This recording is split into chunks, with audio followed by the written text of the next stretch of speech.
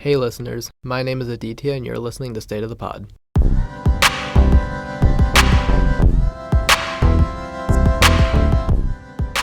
Could you imagine a world where you could pick and choose what your child looks like? Everything from their height to their looks and even to the way they think. You could prevent diseases, enhance muscle volume, and even make them glow in the dark if you're into that kind of stuff. With the development and enhancement of genetic engineering technology like CRISPR-Cas9, we're getting closer and closer to being able to manipulate genes in humans. There are some caveats though. How could gene editing affect future generations? How could it go wrong in the embryo? Who's consenting to all this? I invited Dr. Thomas Fox, a geneticist from Cornell University, to discuss some of these issues. Take a listen. My name is Thomas Fox. I'm a professor of genetics at Cornell.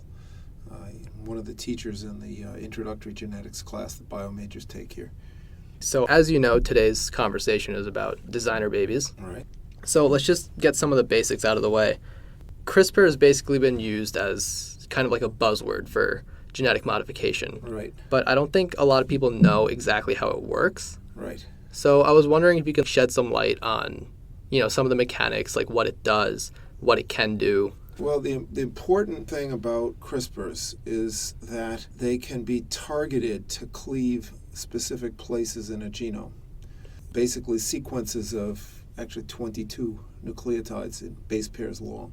A random sequence that long is likely to be unique in a genome, or at least almost unique. And the importance of it is that if you cleave a genome in a specific place, you can target mutations to that place, either more or less random increases or decreases in the length, or in many cases you can repair a break by copying in new information that you can add to the cell. What CRISPRs have done is made it very easy to target essentially or almost any position in a genome. So you can basically change whatever you want about an organism. Right, but you don't always know what change you're going to get. So we don't know exactly what we're doing when it comes to gene editing. Well, we have a reasonable understanding of what happens, but there are basically two different processes that occur when CRISPR breaks the DNA and then the cell wants to put the chromosome back together again. And one way it can do that is by simply taking the ends and stitching them back together again. But, of course, if it reconstitutes the site that the CRISPR is looking for, the CRISPR will simply cut it again.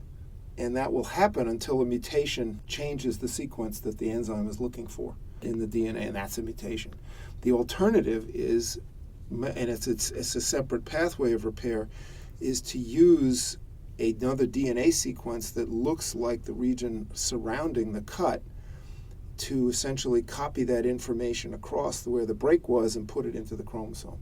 So if you add a template for that repair reaction, you can put modifications into the template that at some frequency will actually wind up in the chromosome when it's repaired. So before we started this interview, we briefly talked about whether or not this can be applied to humans. Yeah. And you had an interesting idea you were getting onto. But the first answer to your question, could this be applied to humans, is definitely yes. I mean, it can be applied to virtually any organism. The problem with applying it to a fertilized egg is the target sequence you're targeting, usually, and if it's unique, it should be just that sequence, but exactly what's going to happen is not under your control. What could happen? You could get the kinds of mutations you're looking for. At some frequency, it's clear that now these breaks can involve repair of these breaks can involve much bigger deletions than you anticipated, which can cause problems. And it could even cause rearrangements of chromosomes, which it can cause real problems.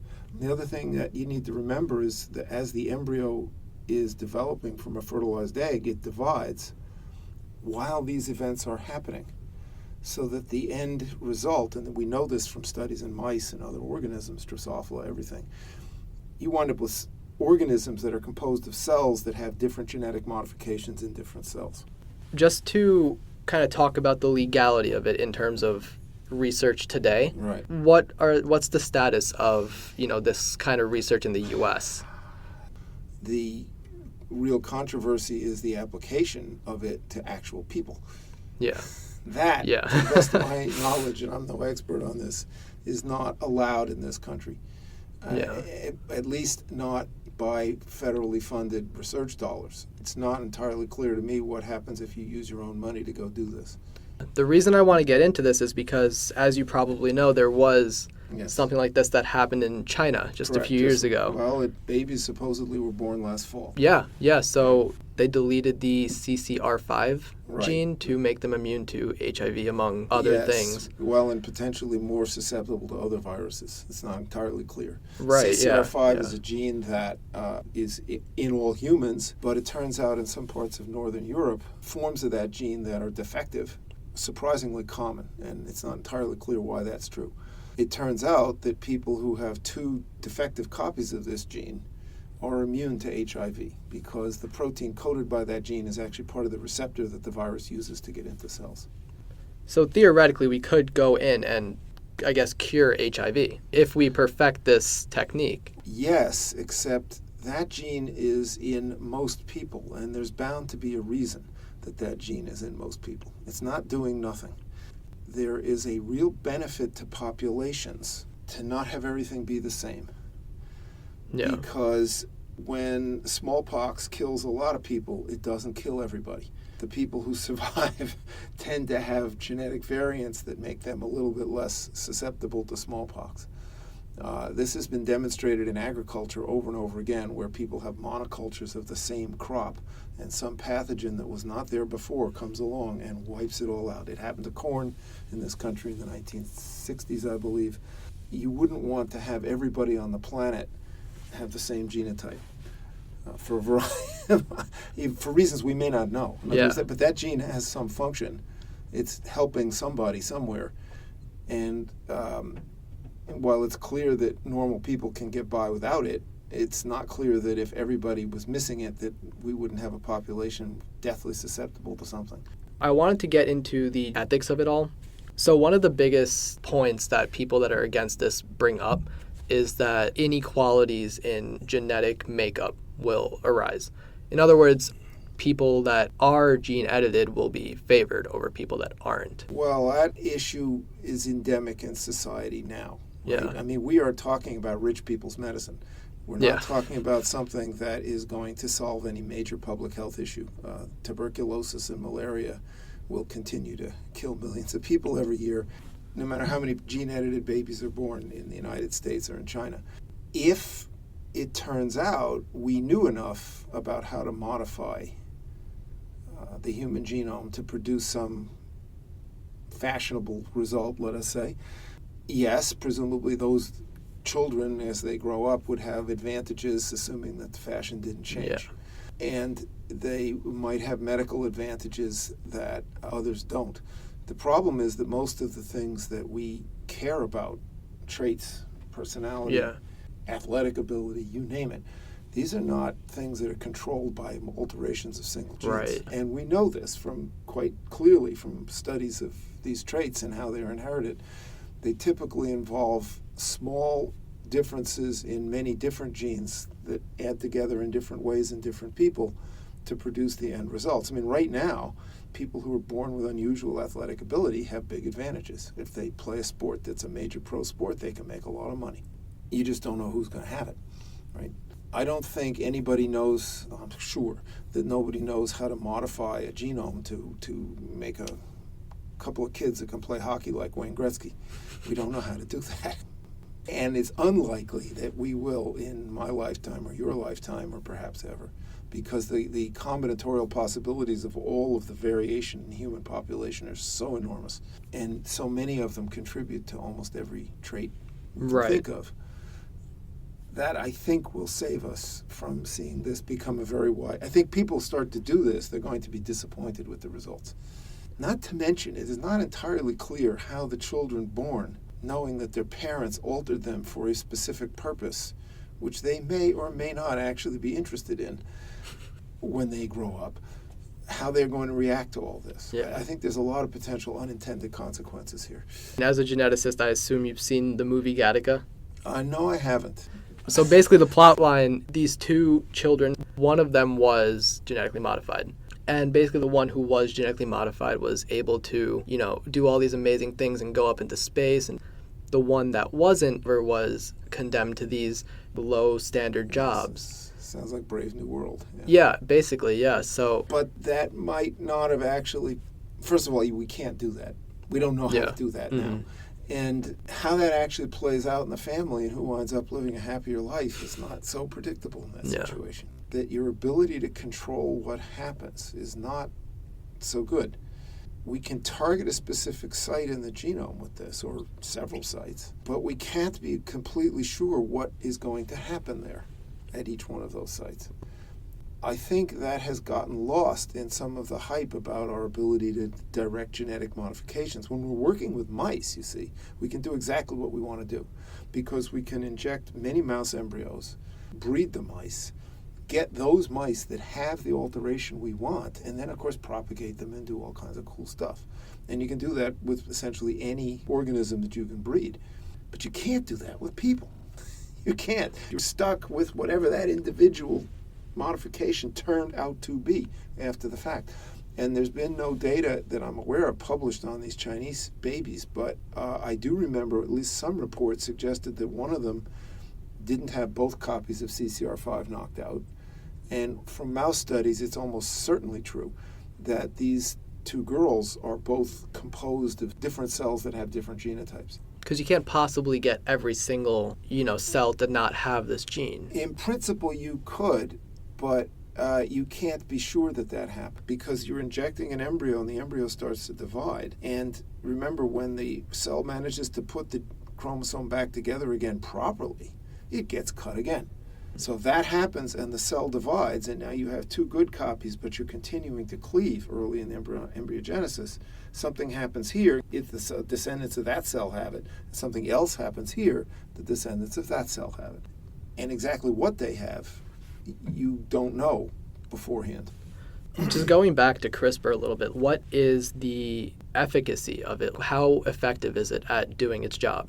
Well, when injected into mouse embryos, you can be fairly confident that the resulting mouse will have DNA sequence changes at that target in all of its cells, albeit not all the same changes.